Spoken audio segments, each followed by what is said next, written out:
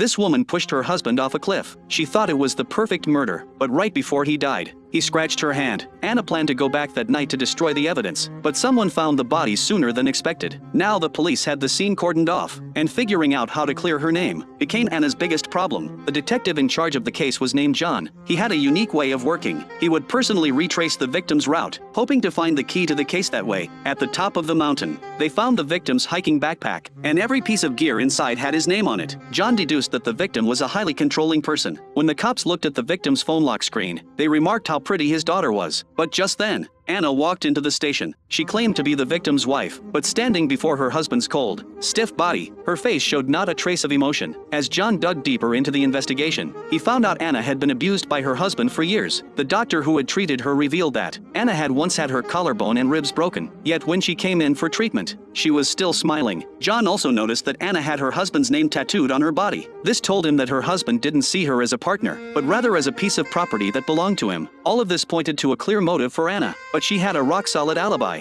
because Anna worked as a caregiver, and on the day of the incident, she was supposed to be looking after an elderly woman. Records from the nursing home showed that the company had called the old lady's phone, and on the other end, Anna's voice was heard. This left John completely stumped, but then a key piece of evidence surfaced, and he started suspecting her all over again. The medical examiner had found Anna's DNA under the victim's fingernails. In the interrogation room, Anna peeled off the bandage on her hand, admitting that the DNA under her husband's nails was hers. She said that on the day he went hiking, she didn't want to go with him, so they got into an argument, and that was how she got the injury on her hand. To make the story more convincing, Anna even lifted her skirt to show the cops the bruises on her thighs, but John was still skeptical. He pulled out her hospital records and asked if she had been regularly abused by her husband, but Anna didn't give him a direct answer. Then John paid out of his own pocket and ordered a sushi lunch for Anna. It was the very dish his wife had wanted before, but he had always refused to get it for her. The two of them ate in silence. Neither said a word, yet they both instinctively cleared the table together. They had only met a few times, but somehow it felt like they'd known each other for years. After the meal, John brought out his own toiletries and let Anna use the restroom to freshen up. And when Anna returned to the interrogation room, John noticed something subtle. She had put her wedding ring back on. That completely threw his heart into chaos.